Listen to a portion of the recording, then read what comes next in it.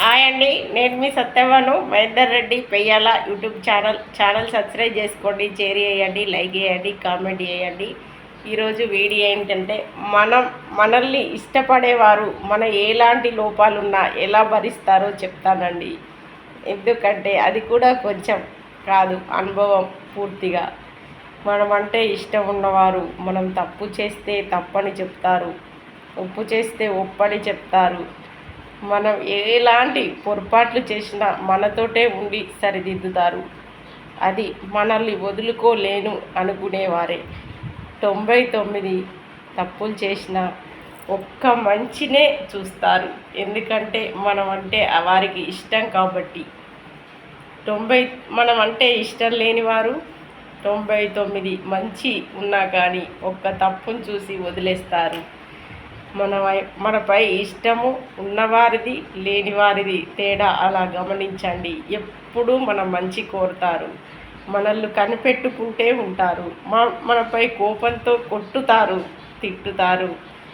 అంత మాత్రాన వాళ్ళకు మనపై ప్రేమ లేదనుకోకండి. ఎందుకంటే మనం చేసేది తప్పు, నలుగురు దృష్టిలో పడద్దు అని సరిదిద్దడానికి వారికి కోపం వస్తుందండి. ఆ కోపంలో కట్టైనా పట్టచ్చు, నోరైనా లేవచ్చు. ఎలా చేసినా కోపమే కదండి. ఆ కోపంతో మనల్ని సరిదిద్దుతారు. అందుకని అమ్మ కోపానికి వస్తుంది, డాడీ కోపానికి వస్తుండు, నాపై ప్రేమ లేదని పిల్లలు అనుకోవద్దండి. ఒక్కొక్కరు పక్కింటి వారు కూడా మనపై ఎంతో అధికారంతో కోపానికి వస్తారు. అంత మాత్రాన వారికి మనపై ఎంత హక్కు ఉంది, నాతోటి నీకేంది అనుకోవద్దండి. మనం తన వాళ్ళుగా తన మనసులో అనుకుంటేనే మనపై అంత అధికారంగా మాట్లాడతారు. అది గమనించి వారి మనసులో మనపై ఎంత ప్రేమ ఉందో అనుకోండి.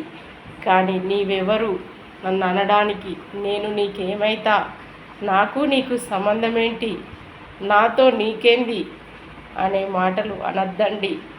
అలా అంటే వారు మీపై పెంచుకున్న ప్రేమ హక్కు అని తన మనసుకు బాధ అనిపించి మీపై ఉన్న ప్రేమతోటి చాలా బాధపడతారండి. ఆ బాధ కూడా మీకే కొడుతుందండి. అందుకే మీపై ప్రేమ ఉన్నవారు అనుక్షణం మిమ్మల్ని కాపాడాలని చూస్తారు, మీ తప్పు సరిదిద్దాలని చూస్తారు, మిమ్మల్ని మంచి తొవ్వల నడిపియాలని చూస్తారు, మీ ఎదుగుదల కోరుతారు. ఇవన్నీ గమనించుకోండి. ఇంట్లో వారైనా బయటవారైనా మిమ్మల్ని వదులుకోలేని వారే. కొట్టుతురని దూరం చేసుకోవద్దు, తిట్టిందని దూరం చేసుకోవద్దు. ఆ తిట్లా మంచే, కొట్టుట్లా మంచే. కానీ కొందరు ఏది అనకున్నా మనకేందిలే, వాళ్ళు ఎవరు మన ఊరవని వదిలేసుకుంటారు. అలాంటి వారిని పైకి మంచిగా మాట్లాడితే నమ్ముతారు. ఇలాంటి వారిని అయితే దగ్గరికే నానివ్వరు. అందుకే మంచి చెడులో ఉన్న విషయం నేను చెప్తున్నాండి. ఎందుకంటే నేను అలాంటివి కూడా అనుభవించాను. తన వారని ఎవరైతే అనుకుంటారో వాళ్ళు ఎంతో అధికారంతో మనపై మెదులుతారండి. మనం అంటే అవసరం లేనప్పుడు తిన్నావా, ఎటు పోతున్నావు, నమస్కారం, అంత మంచిదేనా అని అడుగుతారండి. ఎందుకంటే వారెవరో మనం ఎవరో కనిపిస్తే నోటి మాట ముత్యాలు రాలిపోతున్నాయా అనుకొని మాట్లాడతారండి. మరి దానిలో ఏమైనా హక్కులు అధికారాలు కనబడతాయా అండి? నోటి పలకరింపు మాత్రమే. అలాంటి పలకరింపు ఉన్నవారికి పెదాలపైన మాటలు మీది ప్రేమలు తప్ప లోతుగా ప్రేమలు లేయండి. అందుకే మనమంటే ఇష్టపడేవారు మనల్ని ఎన్ని రకాల గమనిస్తారో. ఇలా ఏవైనా పొరపాట్లుంటే మీరు ఆలోచించుకోండి. నేనైతే ఏ బుక్ చదివి చెప్పట్లేదు, ఇది ఎవరో చెప్తే చెప్పట్లేదు, అనుభవించిన కాబట్టి చెప్తున్నా. మనపై శత్రుత్వం ఎంత ఉన్నా మనమంటే ప్రేమ ఉన్నవారు మనల్ని కరెక్ట్ టైంకి వచ్చి కాపాడుతారండి. అది ఈ జీవితం అండి, ఇది సినిమా కాదు. జీవితాన్ని బట్టే సినిమా తీస్తున్నారు. ఆ సినిమాలో హీరో వచ్చి కాపాడుతుండు కదా, ఆ స్టోరీ చెప్తుంది అనుకోవద్దండి. కాదండి, నిజ జీవితంలో కూడా హీరోలాగా టైంకు ఆదుకునే ఎందరో మంచి వాళ్ళు ఉన్నారండి. ఈపాటి జీవితంలో నేను మంచి వాళ్ళను చూశాను, చెడ్డ వాళ్ళను చూశాను. నా అనుకునే వాళ్ళు ఒక్క మాట అనకున్నా దూరం ఉండేటోళ్ళను చూశాను. నా అనే సంబంధం లేకున్నా నా బాధలు తన బాధగా చూసుకునే బంధాలను చూస్తున్నాను. అందుకే ఇవి నా జీవిత అనుభవాలండి. ఇలాంటివి మీకు ఎక్కడైనా ఎదురైతే ఇలాంటి వారిని వదులుకోవద్దండి. తిట్టిందనో, కొట్టిందనో, కోపగించుకుర్రనో అని ఆ మూడు చూడకండి. దానిలో ఉన్న అర్థం చూసుకోండి. ఎందుకంటే ఎవరో అయితే మిమ్మల్ని పట్టించుకోలేని వారు మీపై కోపానికి రావాల్సిన అవసరం వారికి లేదు. మీపై ప్రేమ ఉంటేనే కోపం వస్తుందండి. అది భార్య అయితే భర్తకు కోపం ఉంటుంది. భర్త కోప్పడితే ప్రేమ లేదనుకోవద్దు. భర్తపై భార్యకు కోపం వస్తుంది. అంత మాత్రాన నా భార్య కోపానికి వస్తుంది చి అని అనుకోవద్దండి. అన్నయ్యలు తమ్ముళ్ళు ఏ ఇంట్లో అయితే భార్యాభర్తలు ఊకే కొట్లాడుకుంటారో ఆ ఇంట్లోనే అనుమానం లేని ప్రేమ ఉంటుంది.